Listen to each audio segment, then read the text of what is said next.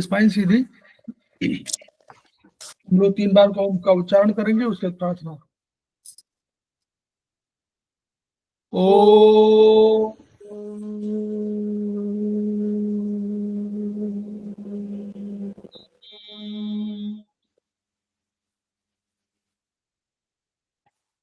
ओ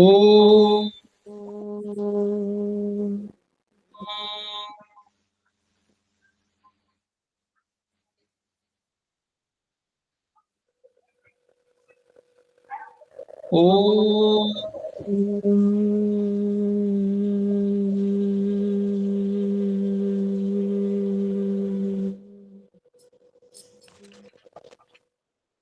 वह शक्ति हमें दो दया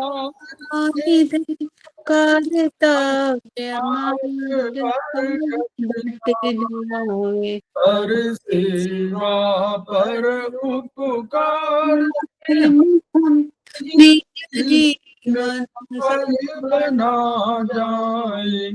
वह शक्ति हमें दो दया निधे कर्तव्य मार्ग पर डट जावे। हम दीन दुखी निबलों के सेवक बन संताप हरे। जो है बिछुड़े फूले फटे उनको तारे खुद तर जाए। वह शक्ति हमें दो दया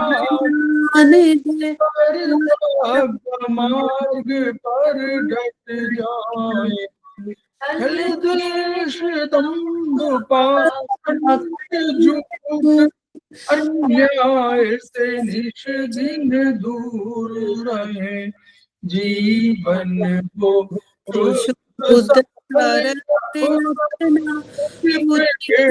सुधारस बरसाए। वह शक्ति हमें दो दया आने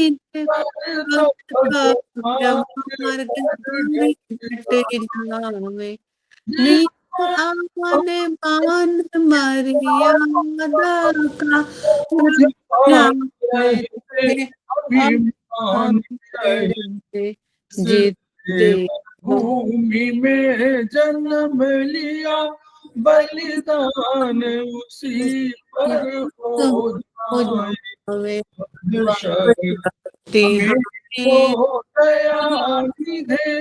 कर्तव्य मार्ग पर डट जाए। पर सेवा पर उपकार में हम निज जीवन सफल बना जाए।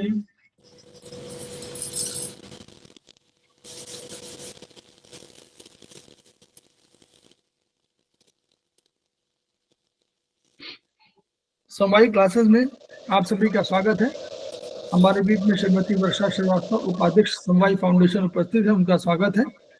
हमारे सामने मैडम सुषमा ओझा जो एसपस की प्रोफेसर हैं, वो उपस्थित हैं। वो आज की फैकल्टी भी हैं और हमारी गुरु भी हैं, उनका स्वागत है, अभिनंदन है। हमारे सामने सरिता जैन जी उपस्थित हैं, वो सेमेस्टर 2 के स्टूडेंट हैं और हमारे समवायी फाउंडेशन के प्रमोटर हैं, उनका स्वागत है। हमारे बीच में प्रतिमा राज जी उपस्थित हैं, सेमेस्टर 1 की स्टूडेंट हैं और हमारे समवायी फाउंडेशन की प्रमोटर हैं। इसके अतिरिक्त मैडम रश्मि गोयल भी उपस्थित हैं, वो सेमेस्टर 4 के स्टूडेंट हैं, उनका स्वागत है। तो हम लोग समवायी फाउंडेशन के सदस्य हैं और हम लोग एक्यूप्रेशर शोध प्रशिक्षण एवं उपचार संस्थान प्रयागराज से संबद्ध हैं। वहां की मनीषी ब्रह्मलीन MP खेमका सर के हम कृतज्ञ हैं, जिनकी वजह से संस्थान को वर्तमान का रूप देखने को मिल रहा है। इसके अतिरिक्त हमने उन गुरुओं से भी शिक्षा ग्रहण किया है, उन गुरु में जिन्होंने हमको एसपस से एक्यूप्रेशर से पहली बार परिचित कराया, वो हमारे सामने सुषमा ओझा मैडम, वो हमारे प्रथम गुरु हैं और उन्होंने उसके प्रति आकर्षण उत्पन्न किया, उनके भी हम शुक्रगुजार हैं। संस्थान का एक मोटो है, each one reach one, each one treat one, each one teach one.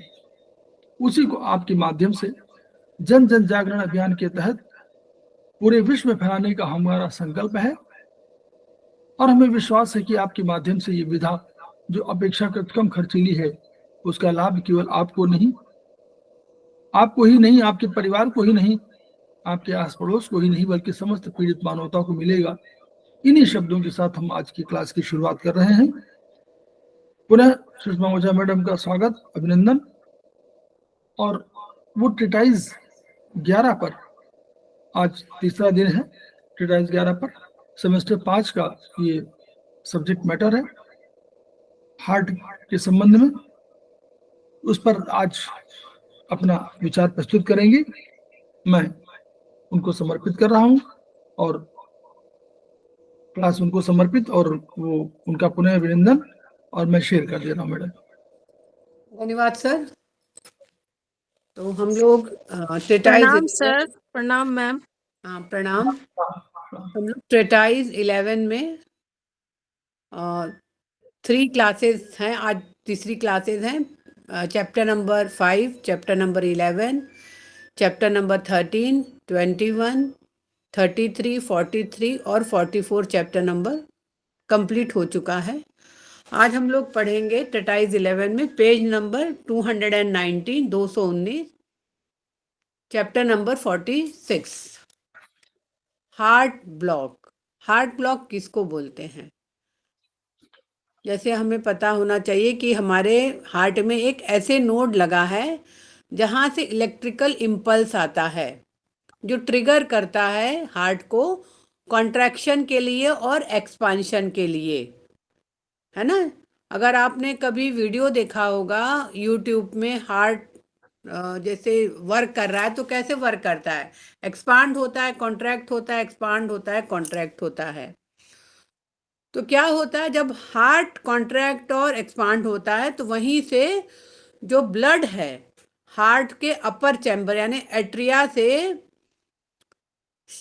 शुरू होकर वो वेंट्रिकल पे जाके और सारे पूरे हमारे बॉडी में ब्लड सर्कुलेशन करता है। तो कभी भी अगर इलेक्ट्रिकल इम्पल्स आएगा तो वो कॉन्ट्रैक्शन ऑफ हार्ट का जिम्मेदार होगा। तो कैसे वो जिम्मेदार होगा? जैसे इलेक्ट्रिकल इम्पल्स आया तो जो हमारे हार्ट में अपर चैम्बर है वहाँ से इलेक्ट्रिकल इम्पल्स आके एट्रियम से लोअर चैम्बर वेंट्रिकल तक जाएगा।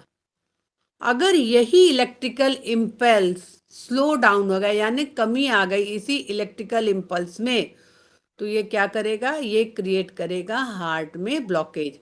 जैसे आपने कभी कभी देखा होगा अपने घरों में भी, कभी कभी इलेक्ट्रिकल लाइन कुछ गड़बड़ी हो जाती है तो क्या होता है, लाइट स्लो डाउन होती, कभी बहुत तेज़ हो जा रही है, कभी जो है एकदम जैसे ट्विनिंग होने लगती है लाइट में। तो वैसे ही अगर इलेक्ट्रिकल इम्पल्स स्लो डाउन हो गया बार बार तो ये क्या करेगा? हमारे हार्ट को ब्लॉक कर देगा। कभी कभी क्या होता है कि ये कभी कभी सिग्नल ही नहीं देता है, और ये सिग्नल नहीं दे रहा है तो इसका मतलब अगर हम लोग अपना हार्ट रेट काउंट कर रहे हैं, अगर हार्ट रेट कम है तो हमारा ध्यान कहाँ जाना चाहिए कि इलेक्ट्रिकल इम्पल्स ठीक से नहीं आ रहा है हार्ट में। कभी कभी क्या होता है, हार्ट ब्लॉक जो होता है आता भी और ख़त्म भी हो जाता है। तो हार्ट ब्लॉक कभी कभी परमानेंट भी हो जाता है, तो बहुत ही मुश्किल हो जाता है। तो यहाँ 2 कारण दिए गए हैं हार्ट ब्लॉक के। पहला कारण है कोरोनरी आर्टरी डिसीज, यानी कि जो कोरोनरी आर्टरी है जो हमारे हार्ट में रहती है वही जिम्मेदार है हमारे हार्ट को ब्लड सप्लाई करने के लिए। हार्ट क्या करता है? पूरे बॉडी में ब्लड सप्लाई दे रहा है, पूरे बॉडी में ब्लड सर्कुलेशन कर रहा है, लेकिन कोरोनरी आर्टरी जिम्मेदार है हमारे ब्लड को, मतलब हमारे हार्ट को ब्लड सप्लाई करने के लिए। तो अगर कोरोनरी आर्टरी में कुछ गड़बड़ी होगी तो हमारे हार्ट को पर्याप्त ब्लड सप्लाई नहीं मिलेगा। और दूसरा कारण क्या बताया है हार्ट ब्लॉक का? मायोपैथी, कार्डियोमायोपैथी का मतलब होता है कि हार्ट एनलार्ज हो गया, जो उसका स्ट्रक्चर है वो एनलार्ज हो गया। एक जैसे मैंने क्या बताया था कि अपने फिस्ट के बराबर, सबका अपना अपना फिस्ट देखिए उतना बराबर हार्ट का शेप है, लेकिन कार्डियोमायोपैथी में क्या हो जाता है, जो हमारे हार्ट का स्ट्रक्चर है वही स्वेल कर जाता है, या क्या बोलते हैं कि सूजन आ जाता है। तो कभी भी अगर हार्ट ब्लॉक आ रहा है, अगर आप कलर डॉपलर कराने जा रहे हैं हार्ट का और उसमें हार्ट ब्लॉक आ रहा है, तो हमेशा हमें क्या ट्रीट करना है, आर्ट्रियोस्क्लेरोसिस और कार्डियोमायोपैथी बोथ। यानी आर्ट्रियोस्क्लेरोसिस का मतलब होता है जो हार्ट के जो अंदर के जो आर्टरीज होते हैं वो क्या हो गए, कठिन हो गए, यानी कड़क हो गए। तो अगर वहाँ पे कठिनाई आ गई या कठिन हो गए तो क्या होगा, ब्लड फ्लो आसानी से नहीं हो पाएगा। तो कभी भी अगर हार्ट ब्लॉकेज आ रहा है तो एक्यूप्रेशर में अगर हम हैं तो हम लोग को आर्टियोस्क्लेरोसिस और कार्डियोमायोपैथी, यानी कि जो हार्ट का शेप है उसको हमको अब उसके शेप में लाना है, जो एनलार्ज हो गया है। तो ये जो सारे पॉइंट्स हैं H6, H6A, H7, H7A, H5, lymph का 5 नंबर एंड P6, दोनों तरफ left and right we have to tone all the points. ठीक है। अगर हम खाली पेस मेकर का बात करें तो अगर पेस मेकर का क्या कल हमने पढ़ाया था, पेस मेकर में कौन सा पॉइंट हम लोग लगाते हैं, राइट साइड H6A, याद है आपको? ठीक है। इसके बाद आर्ट्रियोस्क्लेरोसिस का भी उपचार दें, और इसमें भी आर्ट्रियोस्क्लेरोसिस का भी पॉइंट दिया हुआ है। तो हार्ट ब्लॉक का जो कारण बताया है वही बताया है कि जो इलेक्ट्रिकल इम्पल्स है वो कॉन्ट्रैक्शन के दौरान हार्ट को नहीं मिल पा रहा है, इसके कारण हार्ट ब्लॉकेज आ जाता है। तो अगर हम लगातार ये पॉइंट देते रहेंगे तो हार्ट ब्लॉक धीरे धीरे कम होके खत्म भी हो जाएगा। ठीक है। ये था चैप्टर नंबर 46। अब हम लोग चलेंगे चैप्टर नंबर 50 पे। Chapter number 50।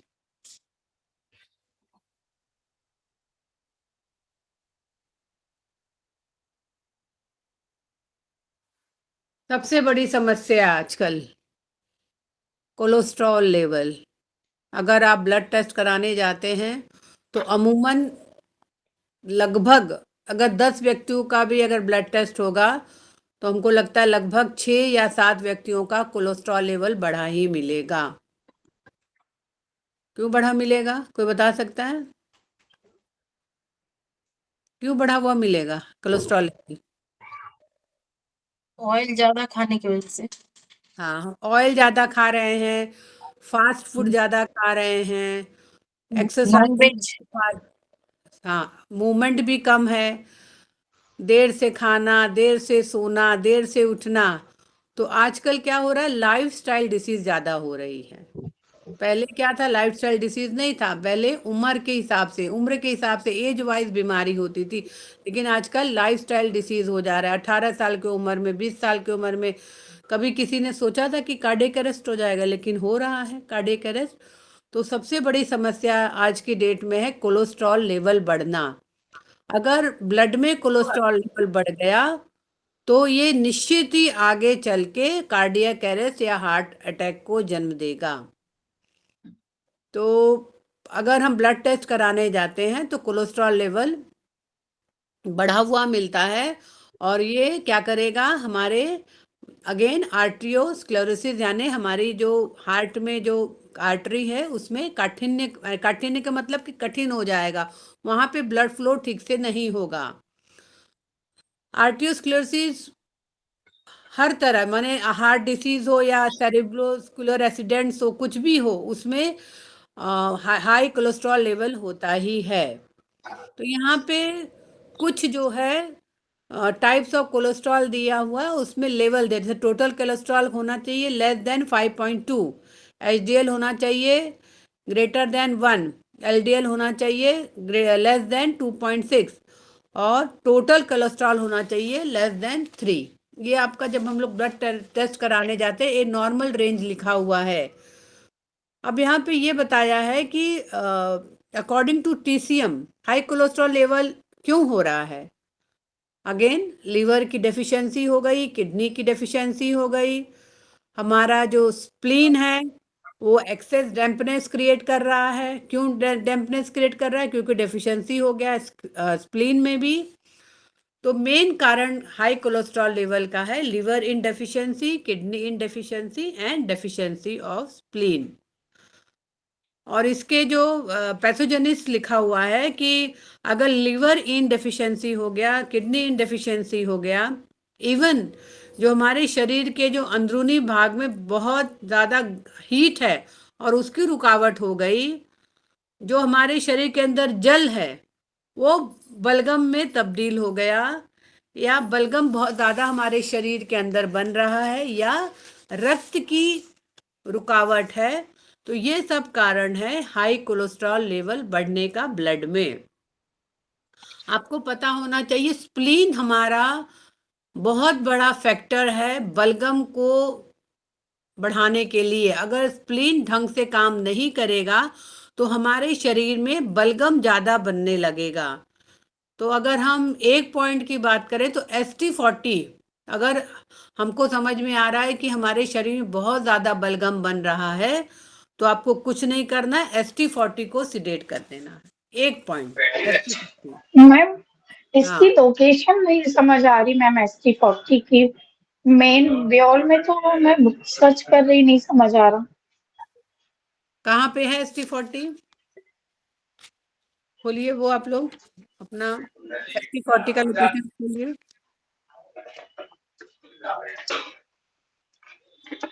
कौन से बुक में है ST40 का लोकेशन?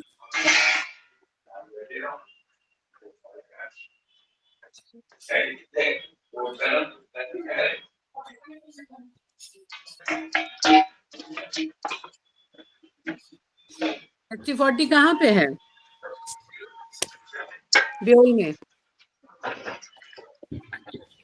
ST40 कहाँ पे है? इसको हम बात करेंगे ST40 की लोकेशन। तो क्या कारण है हाई कोलेस्ट्रॉल लेवल बढ़ने का?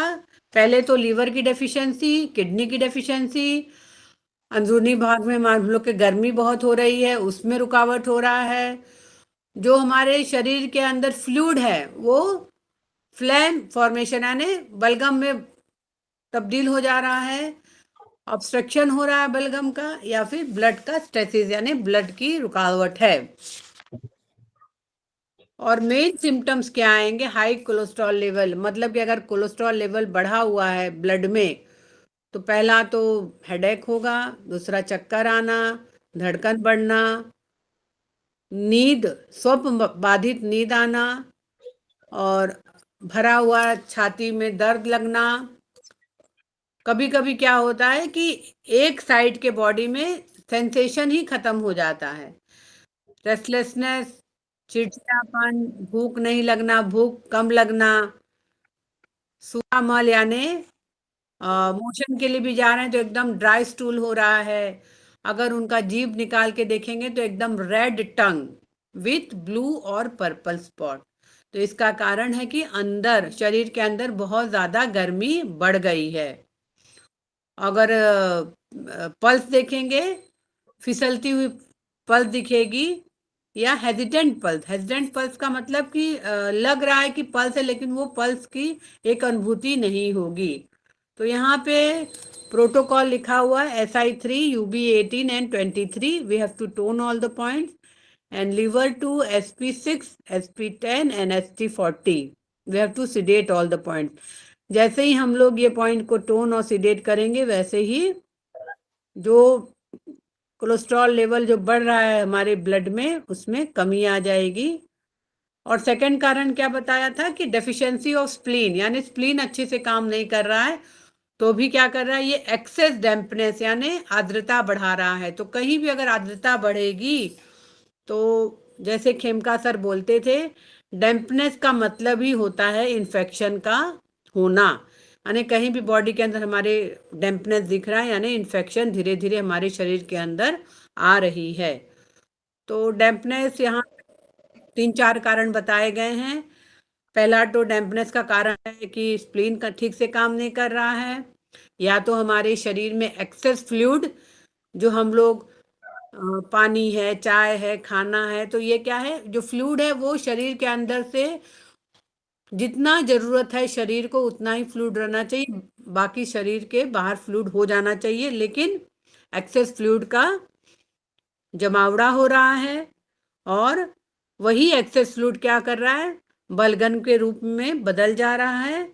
और जैसे ही बलगम बना वैसे ही इसने क्या किया, जितने भी चैनल्स हैं, जितने भी मेरिडियंस हैं, उसको क्या किया, इसने अवरोध कर दिया, यानी रुकावट पैदा कर दी। ये सब कारण किस लिए हो रहा है, क्योंकि हमारा स्प्लीन डेफिशिएंट है, स्प्लीन ठीक से काम नहीं कर रहा है, उसके कारण एक्सेस डैम्पनेस हो गई है। तो इसमें सिम्टम्स थोड़ा अलग दिखेगा। पहला तो सिर फूला हुआ दिख रहा है, कमजोरी लग रही है, चक्कर आ रहा है, खाने के बाद सोने का मन कर रहा है, जो पेट का एरिया है, स्टमक का एरिया है, वहाँ पे खाने के बाद फूला फूला लगना, भारीपन लगना, और चेहरा और पलकों पर जो है सूजन दिख रहा है, हाथ पैर में सुन्नपन लग रहा है, जीभ जो है वो एकदम जकड़ गई है, बोलने में तकलीफ हो रहा है, और लाल बैगनी रंग की जीभ, मतलब अगर जीभ निकाल के देखेंगे तो उसके साइड में, अगर किसी को स्प्लीन की डेफिशिएंसी को देखना है तो देखेंगे, जीभ निकलवाएंगे तो उसके जो साइड में जीभ में वो टीथ मार्क्स दिखेगा। टीथ मार्क्स का मतलब ही कि स्प्लीन डेफिशिएंट है। तो यहाँ पे हमें क्या करना है, अच्छा, पल्स कैसा रहेगा, एकदम कमजोर और पतली नब्ज रहेगी। और इसमें एक और चीज बताया है कि लार हमेशा इनवॉल्व, मतलब लार कब गिरेगा, जब कभी देखा होगा छोटे बच्चों को लार गिरता रहता, वैसे ही बड़ों में भी लार गिरने लगता है। तो ये लार भी गिरना एक बता रहा है कि डेफिशिएंट है स्प्लीन, ठीक से काम नहीं कर रहा है, एक्सेस डैम्पनेस आ गया है। तो यहाँ पे हमें क्या करना है, स्प्लीन को टोन करना है, जिससे कि डैम्पनेस शरीर से खत्म हो, बलगम को ठीक करना है, और जो ऑब्स्ट्रक्शन आया है चैनल्स में उसको हमको हटाना है, रिमूव करना है। तो UB20, 21 और ST36 को टोन करना है, और SP9, SP6, SP10 और ST40 को सिडेट करना है। अच्छा, इसमें कुछ इन्होंने कहा है कि खाने से कि ज़्यादा हम फैटी फूड या चिकनाई युक्त खाना नहीं खाएं, जिससे हमारा जो कोलेस्ट्रॉल लेवल धीरे धीरे कम हो जाएगा। तो यहाँ पे लिखा है कि सेवन कम कर देना चाहिए, लेकिन अगर हम डॉक्टर्स के पास जाते हो तो बंद करवा देते हैं। ब्लड कोलेस्ट्रॉल लेवल कभी भी बढ़ा हुआ मिले तो तुरंत हमें स्प्लीन की डेफिशिएंसी का इलाज करना चाहिए। तो स्प्लीन की डेफिशिएंसी का ट्रीटमेंट प्रोटोकॉल है SP3, SP6, CV12, ST36, UB20 and 21। Even अगर आपको बहुत ज़्यादा कमजोरी भी लग रही है, कभी कभी लगता है ना कि हम लोग ठीक से खाना भी खा रहे हैं, समय से भी खाना खा रहे हैं, कमजोरी लेकिन बहुत ज़्यादा लगती है, तब भी हम स्प्लीन की डेफिशिएंसी के जो 6 पॉइंट है, बहुत ही क्या बोलते हैं, मिराकुलस पॉइंट है, अगर इसको हम लगातार 1 हफ्ता भी लगा लिए तो बहुत शरीर में जान आ जाती है, मतलब काम करने का तब मन करता है। अगर हाई कोलेस्ट्रॉल लेवल है और बहुत पुराना हो गया है, तब हम लोग स्प्लीन क्वी सिंकिंग का पॉइंट लगाएंगे।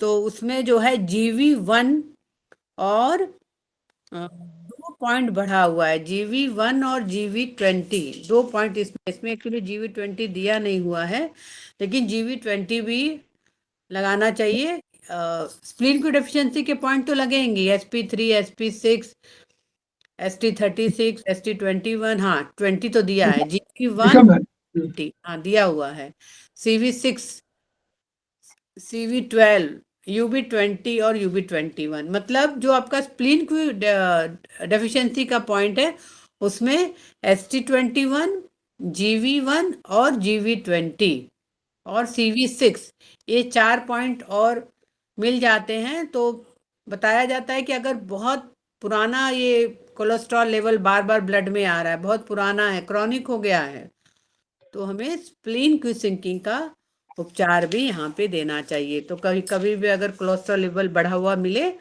तो आपको आंख बंद करके स्प्लीन की सिंकिंग का पॉइंट या स्प्लीन की डेफिशिएंसी का पॉइंट लगा लेना चाहिए।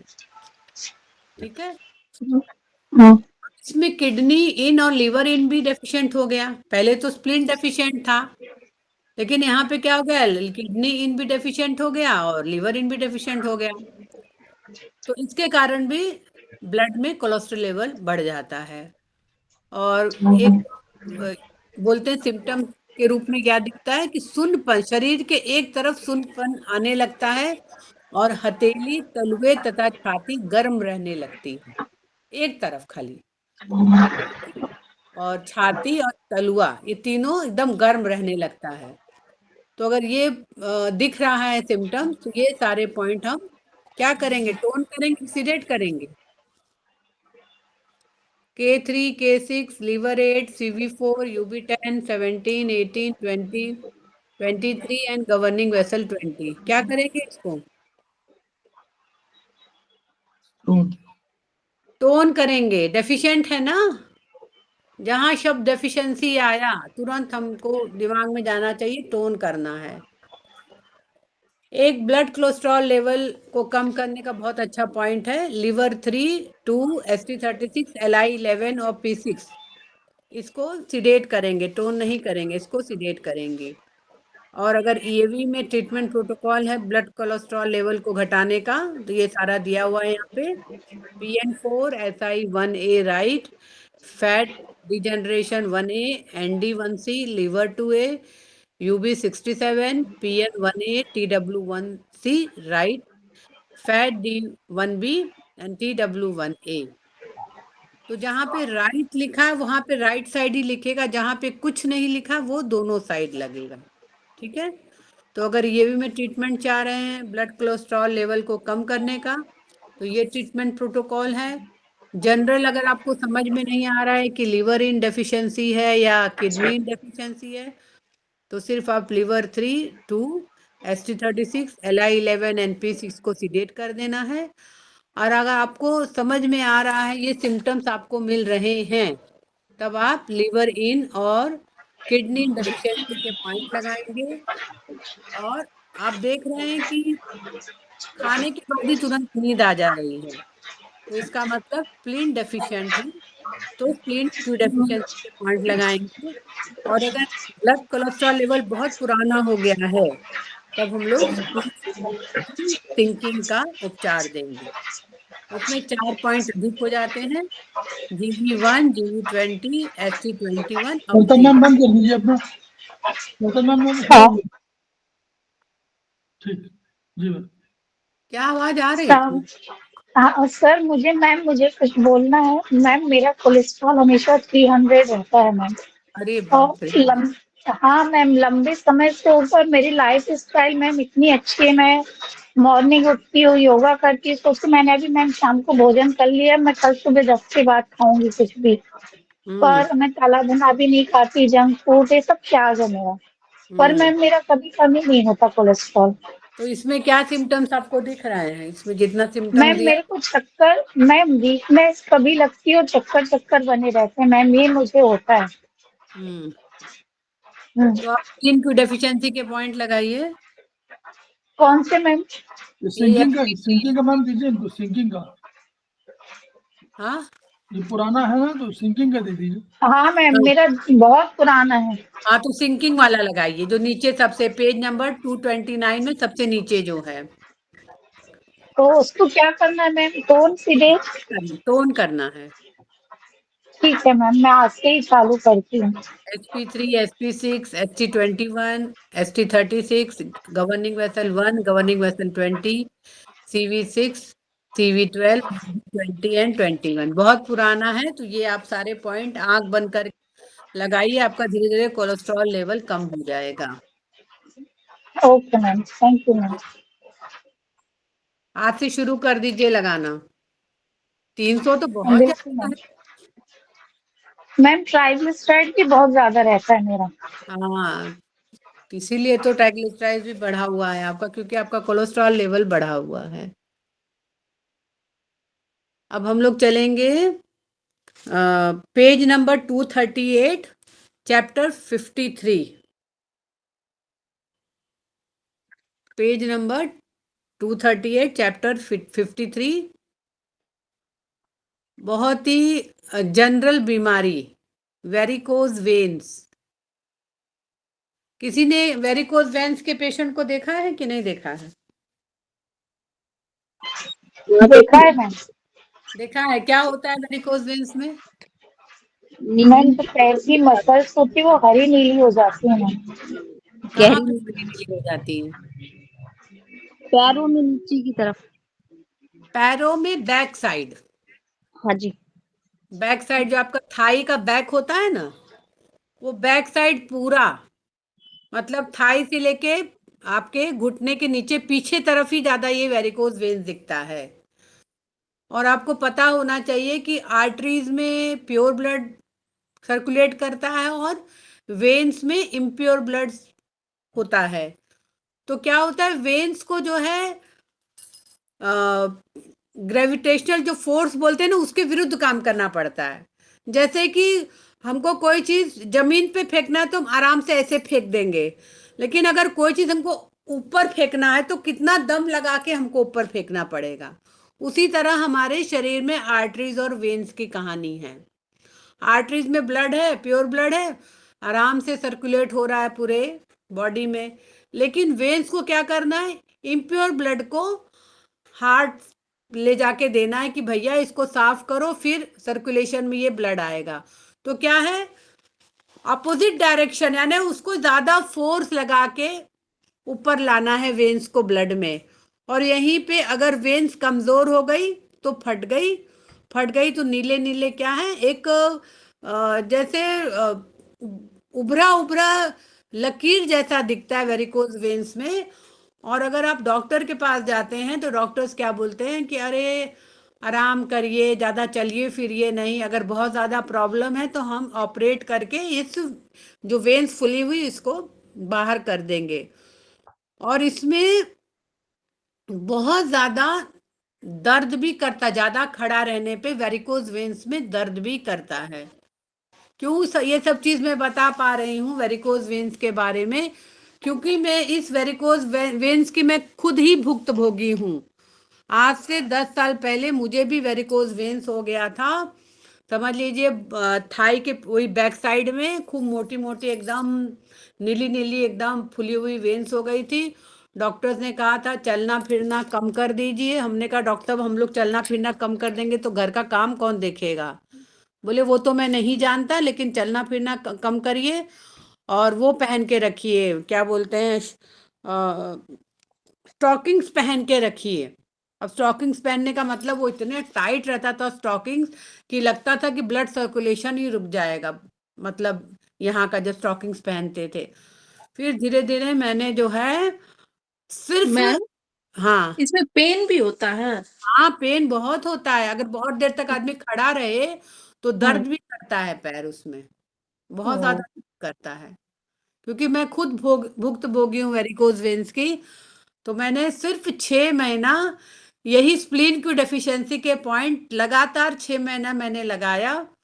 और आज के डेट में कोई आके बता दे कि मुझे कभी वेरिकोज वेन्स हुआ था, कोई नहीं बता पाएगा।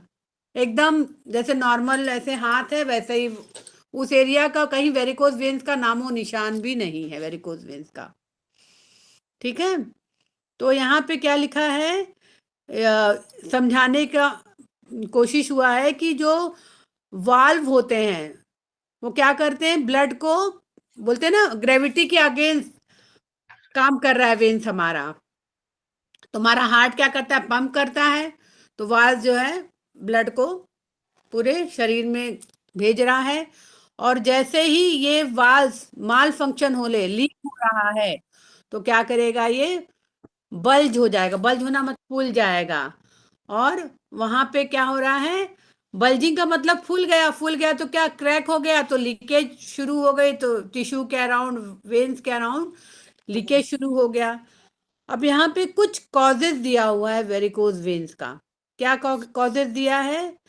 पहला कॉज दिया है कि ये जेनेटिक डिफेक्ट है, यानी हम लोग अपने माँ बाप से लेके आए हैं ठीक है। और दूसरा क्या दिया है कि damage to the wall from the deep vein thrombosis. अगर डीप वेन थ्रोम्बोसिस यानी ब्लड हमारा बहुत ज्यादा थिक हो रहा है तो उसके कारण भी वेरिकोज वेन हो सकता है। तो यहाँ पे कुछ सिम्टम्स दिए हैं। पैरों में भारीपन लगना, दर्द भी होता है, बांटे भी आते हैं, सूजन भी होता है। अगर दिन भर, अब जान रहे हैं जैसे हम महिलाएं, हम लोग दिन भर खड़े रहते हैं काम करने के लिए, तो अगर दिन भर खड़े रहें तो पैर बहुत दर्द करता है। और जो हमारे वेन्स हैं, जो उसका जो ऊपर का जो स्किन है उसका रंग बदलने लगता है और कभी कभी इतना ज़्यादा दर्द करता है जैसे लगता है कि छाला वहाँ बन गया है। और हमेशा क्या है, फूली हुई जो हमारी वेन्स हैं उसमें रक्त के थक्के भी बनने लगते हैं। ये वेरिकोज वेन्स की कहानी है।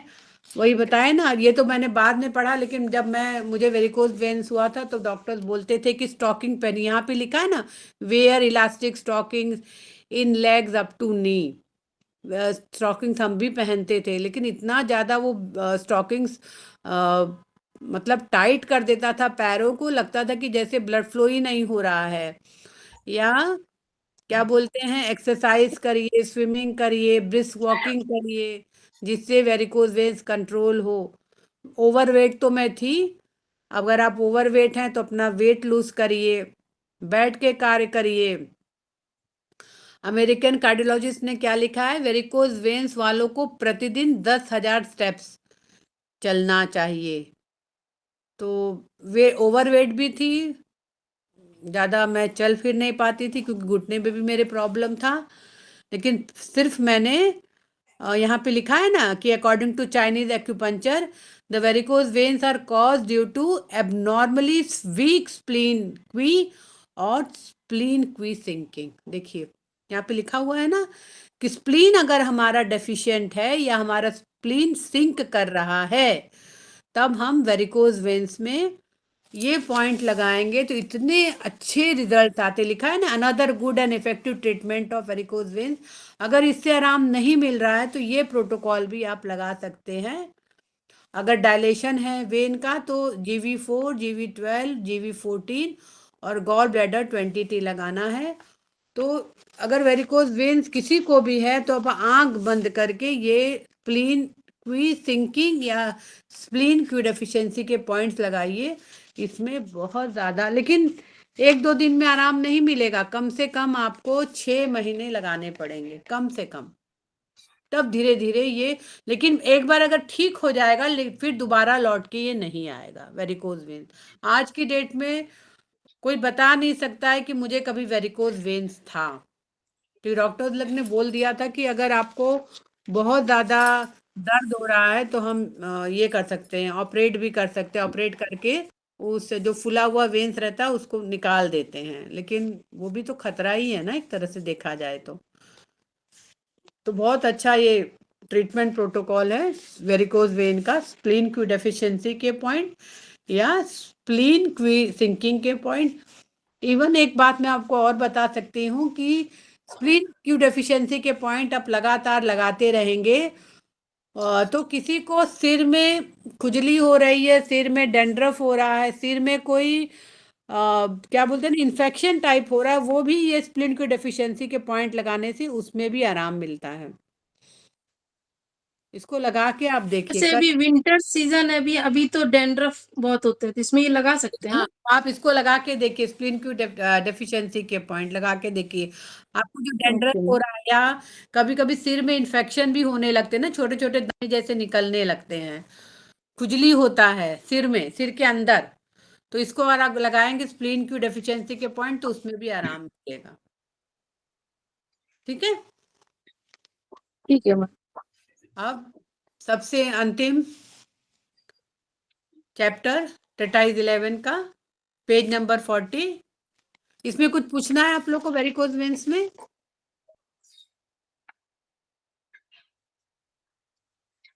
कुछ पूछना है तो पूछ सकते हैं। मैम मुझे थाइज में और पैर में पतली पतली महीन हरी नीली मसल्स दिखती हैं, वो वेरिकोज वेन्स नहीं है? हाँ वो भी है ना, वही आगे चल के बढ़ जाएंगी ना, वही तो शुरुआत होता है, वही तो शुरुआत होती है वेरिकोज वेन्स की। पहले पतला पतला दिखेगा, बाद में वो फिर बढ़ जाएगा।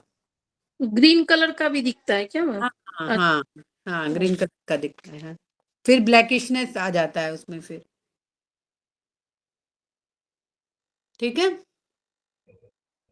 अभी ठीक है सबसे अंतिम chapter page number 240, page number 240, chapter number 54, deep vein thrombosis.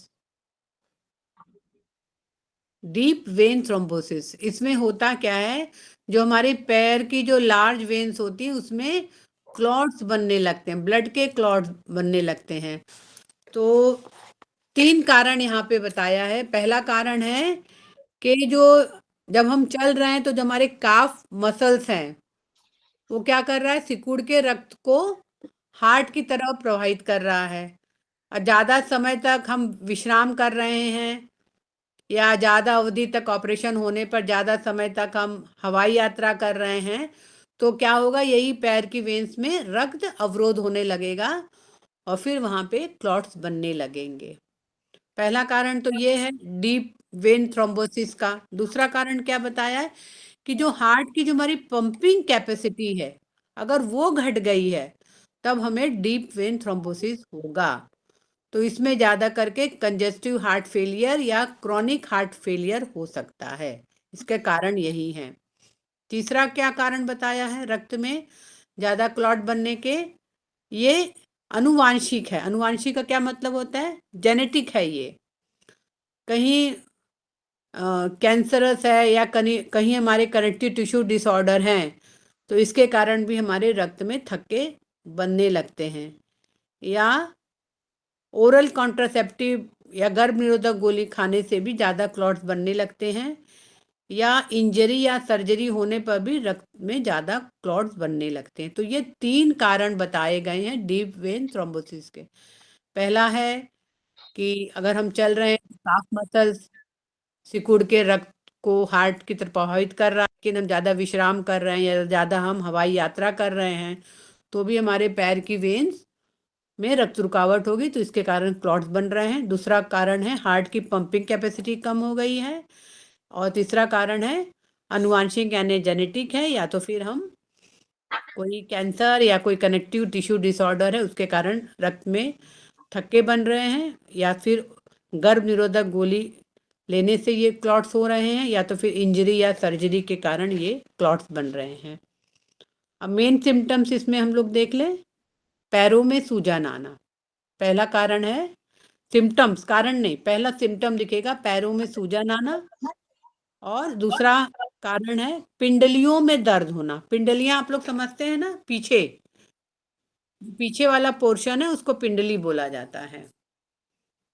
तो अगर ये पैर का क्लॉट फेफड़े में चला गया तो वहां क्या होगा, पल्मोनरी एम्बोलिज्म यानी फेफड़े की रक्त की वाहिनियां थक्के का कारण रुकावट कर देती है। तो इससे क्या होगा, चेस्ट पेन होगा, सांस लेने में दिक्कत होगी और कभी कभी मृत्यु भी हो जाती है।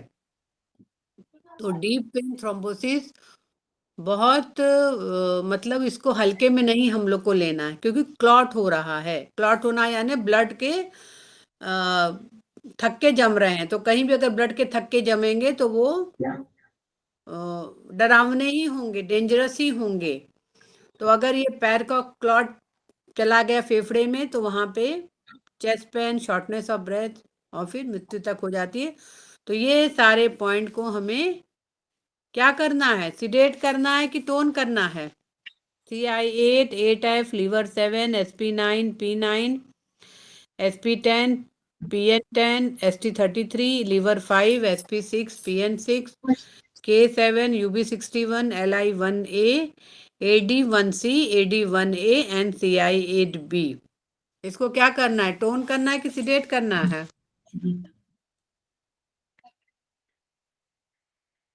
मैम टोन करना है। टोन करेंगे तो क्या क्लॉट होगा, तो क्या होगा टोन करेंगे तो? क्लॉट्स हटेंगे। सीडेट करेंगे तब ना क्लॉट्स हटेंगे, टोन करेंगे तो क्लॉट्स बढ़ जाएंगे ना। अच्छा टोन नहीं sedation, करना है, एक तरह का ये रुकावट है ना। अच्छा उसको sedate, हाँ, ये सब वाहिनियों में थक्के हो रहे हैं, ये क्या है, रुकावट के कारण हो रहे हैं।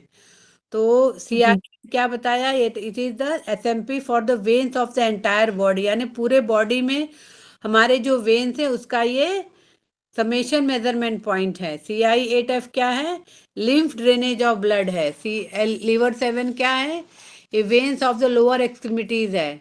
सो कभी भी अगर हमको थ्रोम्बोसिस ट्रीट करना है वेन्स का, तो हमको लीवर 7 लेना है। अगर लेफ्ट साइड लेंगे तो SP10 है, और उसी का नाम राइट साइड PN10 है। आपको पता होना चाहिए, एक तरफ हमारे स्प्लीन का दूसरे मेरिडियन साइड पेनक्रियाज, पेनक्रियास का लिया गया है। तो अगर हम SP10 और PN10 पे कर रहे हैं तो पेल्विक वेन हमारा, वहां पे थक्के नहीं जमेंगे। SP9 और PN9 लेंगे तो जो हमारे पैर की जो लसिका तंत्र है वहां पे थक्के नहीं जमेंगे। लीवर 5 लेंगे तो ये हमारे क्या करेगा, ये हमारे जो ब्लड की केमिस्ट्री है उसको ठीक करेगा। लीवर 5, SP6, K7 और PNC को ST33, ये पूरा एब्डोमिनल। देखिए जैसे हमारे आर्टरीज पूरे बॉडी में फैले हुए हैं, उसी तरह हमारे वेन्स भी पूरे बॉडी में फैले हुए हैं। तो अगर ये सारे पॉइंट जो प्रोटोकॉल यहाँ पे लिखा हुआ है, अगर इस पे हमने ट्रीटमेंट कर दिया, सारे पॉइंट को हमें सिडेट करना है, क्योंकि जैसे ही हमने सिडेट किया तो क्लॉटिंग फैक्टर वो धीरे धीरे खत्म नहीं होगा, कम होके धीरे धीरे रुक जाएगा क्लॉटिंग फैक्टर। तो यहाँ पे एक नोट भी सर दिया है कि जो डीप वेन थ्रोम्बोसिस है, इसका कारण भी जो हमारे हार्ट की पंपिंग कैपेसिटी है वो भी घट जाता है, और कभी कभी क्रॉनिक हार्ट फेलियर हो जाता है। तो क्रॉनिक हार्ट फेलियर का भी उपचार करना है, तो यही पॉइंट आपको देना है, ठीक है। और AD1A क्यों लिया है, क्योंकि ये हमारे ऑटोनॉमिक नर्वस सिस्टम यानी ब्रेन और स्पाइनल कॉर्ड, आपको पता होना चाहिए ब्रेन और स्पाइनल कॉर्ड एक दूसरे से कनेक्टेड है। ब्रेन से स्पाइनल कॉर्ड, स्पाइनल कॉर्ड से ब्रेन हमारा कनेक्टेड है। तो अगर हम सिर्फ ये जो पॉइंट ट्रीटमेंट प्रोटोकॉल खाली इसको ही हम लगा लें। अच्छा, एक बात और, डीप वेन थ्रोम्बोसिस भी सबको नहीं होता है, किसी किसी को होता है। अगर 1000 व्यक्ति है तो 1000 व्यक्ति में सिर्फ एक ही जन को होगा। ये बहुत ही रेयर डिसीज है, ये बहुत कॉमन डिसीज नहीं, बहुत ही रेयर डिसीज है। 1000 व्यक्ति में सिर्फ एक जन को होगा डीप वेन थ्रोम्बोसिस। इसमें क्या होता है, ब्लड ही वेन्स में क्लॉट करने लगते हैं। वेरिकोज वेन्स में क्या था, खाली पैर में ही ये प्रॉब्लम, लेकिन डीप वेन थ्रोम्बोसिस में क्या है, जहां भी वेन्स है वहीं क्लॉटिंग होने लग रहा है। तो कहीं ये हार्ट फेलियर का डर दिखा रहा है, कहीं ये पल्मोनरी एम्बोलिज्म यानी फेफड़े की रक्तवाहिनियां थक्के, अगर फेफड़ों के रक्तवाहिनियों में थक्के जम गए तो इंसान कैसे चलेगा, सांस ही नहीं ले पाएगा, मर जाएगा। कुछ और इसमें और पूछना है आप लोग को?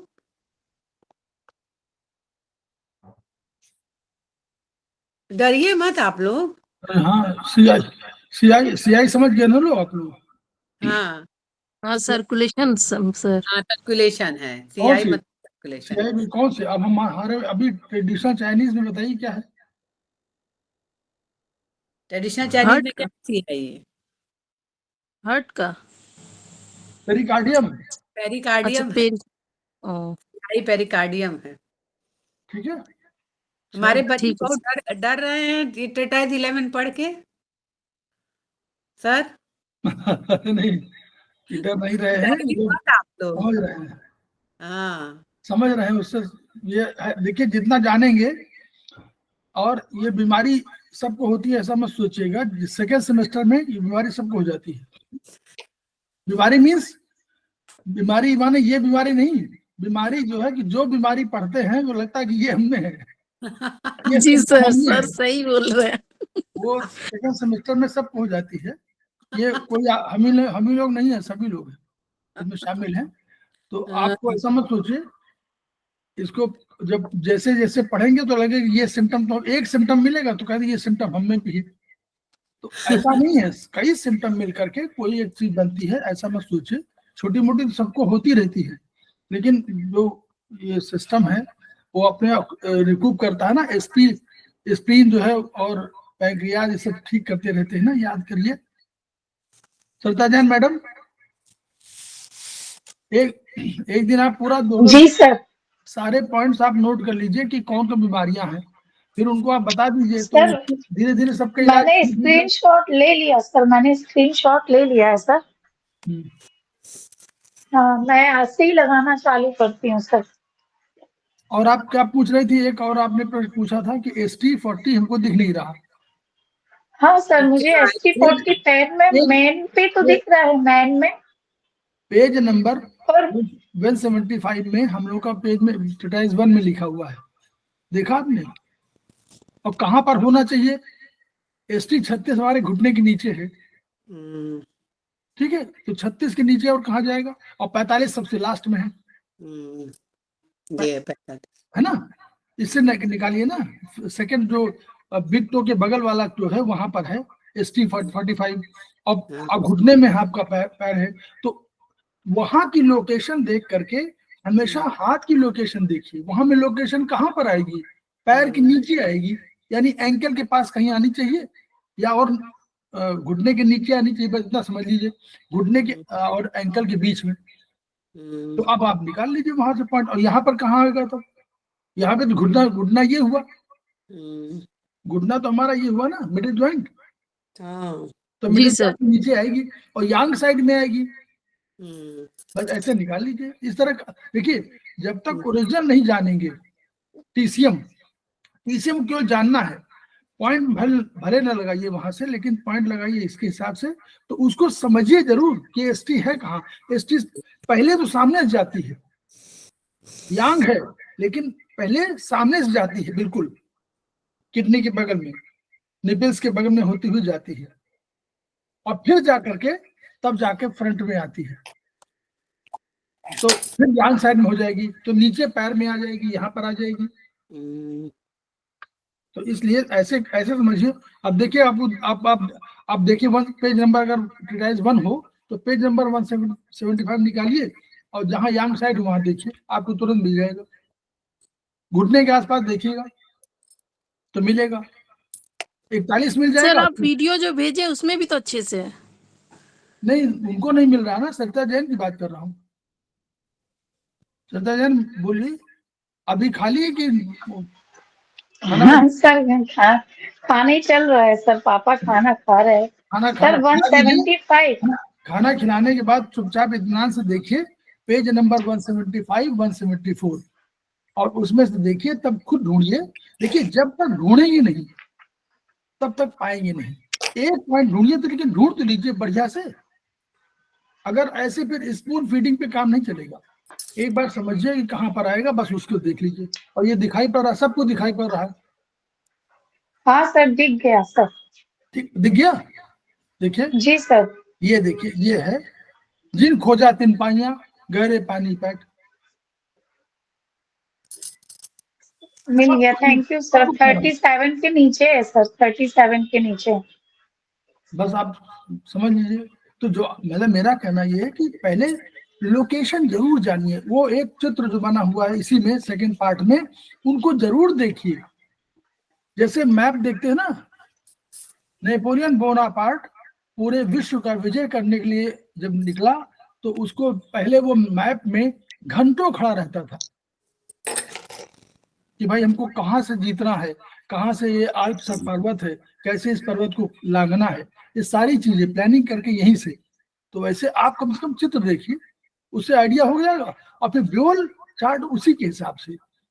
ब्योल चार्ट कोई अलग से नहीं बना हुआ है, जहां पैर है वहां पैर, जहां हम लोग जानते हैं पैर कौन है हमारे, है ना, ऐसे देखिए। तब चलिए, तो हम लोग इस देखिए, मैडम ने बहुत पूरा एक्सरसाइज 11 पूरा करा दिया। थैंक यू सर, आपने सर्च करवा दिया।